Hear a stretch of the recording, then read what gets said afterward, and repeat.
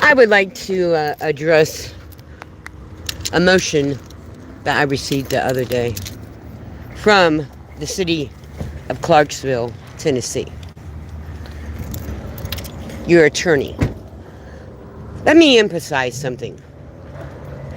There was nothing stated about bipolarism, okay? That was stated by Tony Mathis on a live December 7th, the week of December 7th, on Josh's YouTube stream. So, over the last couple of days, I've released the visual medical records concerning my TBI.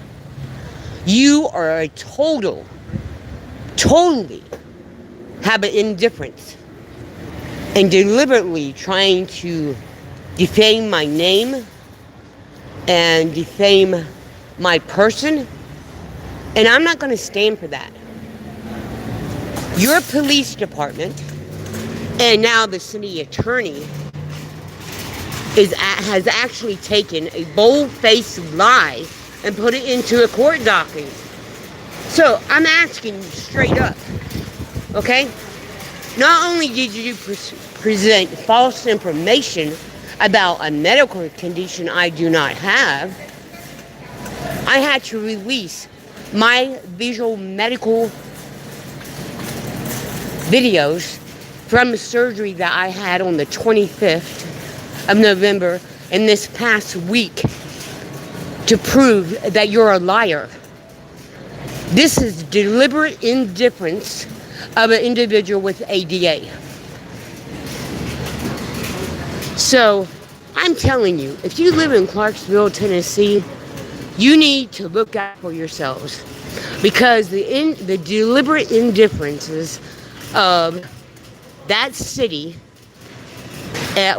coming from the mayor all the way down to the secretaries, some of them are not right.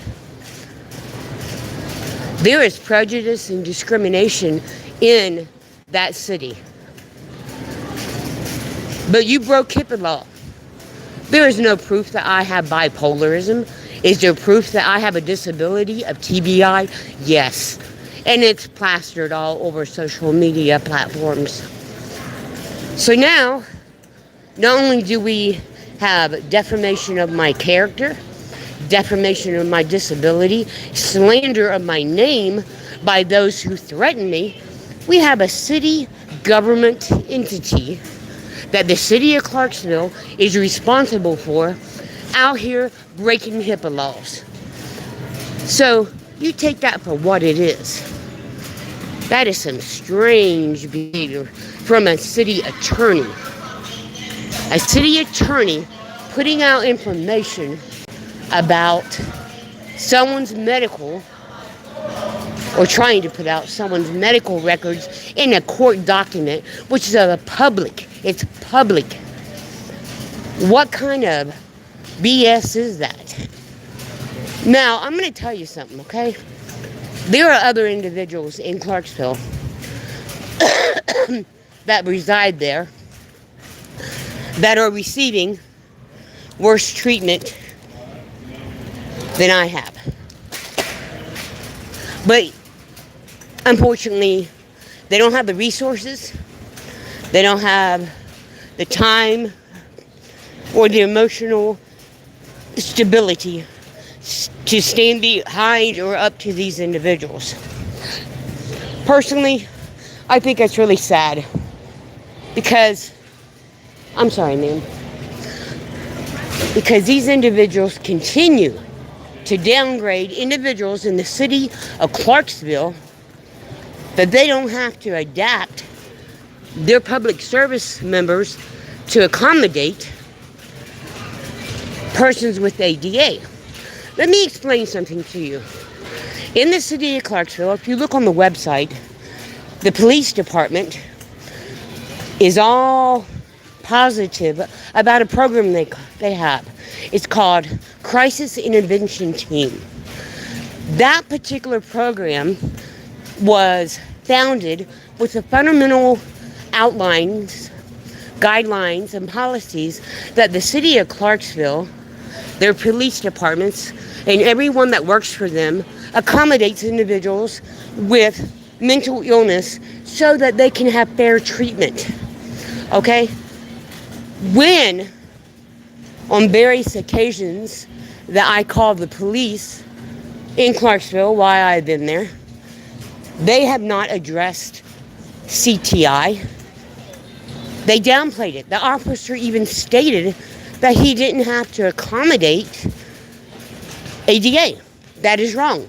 If you are going to have that on your website and you brag about it and you say that the community is benefiting from that program, then you must understand that you need to understand that you must accommodate what you put out, or it's just words.